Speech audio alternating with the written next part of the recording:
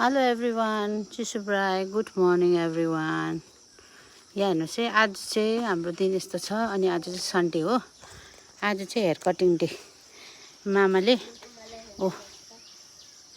भानिसहरूलाई छोराहरूलाई आज चाहिँ हेयर कटिङ डे। सबैजना पालै पिलो लाइनमा बसिरहेको छौँ। फ्रान्सिस्का, जेसिका, एन्थनीको काट्छ, टिङ्कु, फ्रान्सिस यहाँ त कस्तो खालको काट्छ जस्तो चाहिँ त्यो डानियलको हेयरकट चलिरहेको छ। हेर्नुहोस् है साथीहरू, यो चाहिँ गाउँको भाइको सलुन हो। यो चाहिँ यहाँनिर उसले सलुन खोल्नु पनि पर्दैन, ओपन प्लेसमा काटिरहेको छ। हेर्नुहोस् है, मामाले सबै भानिसहरूलाई चाहिँ आज भान्जालाई हेयरकट गरिदिने अरे।